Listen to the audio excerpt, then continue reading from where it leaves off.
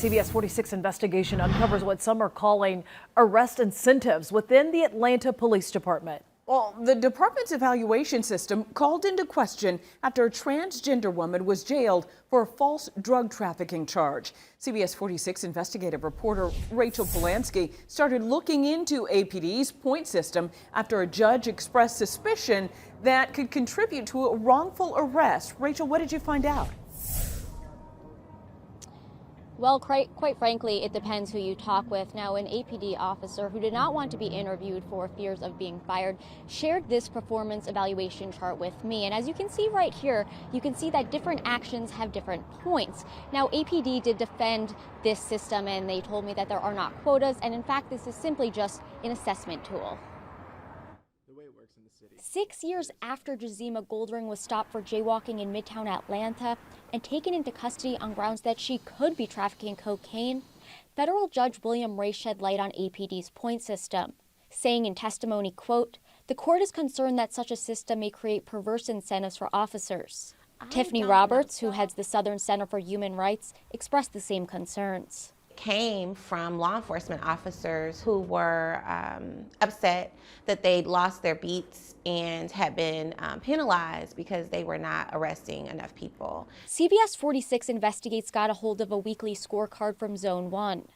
And you can see that some actions like traffic stops are worth 1.5 points, while others, like felonies and juvenile arrests, are worth 5.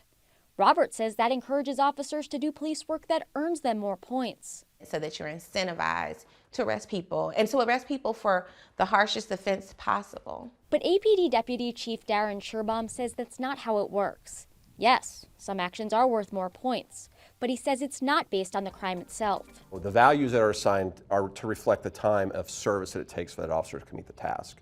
For example, he says officers complete traffic stops relatively quickly, so they're worth less points than a juvenile arrest, which takes up more of an officer's shift. That is a fair reflection of how much time is an officer out of service for those functions.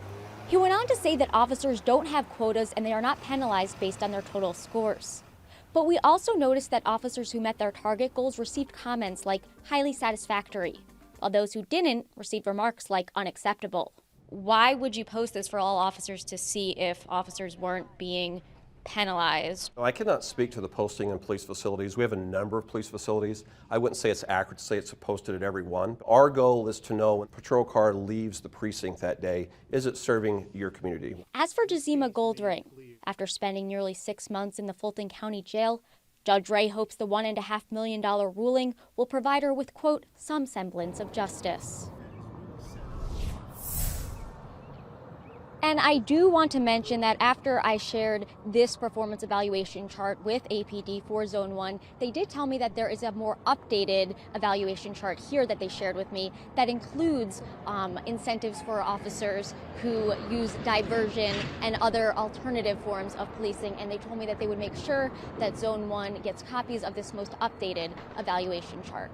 Reporting live tonight from APD in Atlanta, Rachel Polanski, CBS 46 News. Rachel,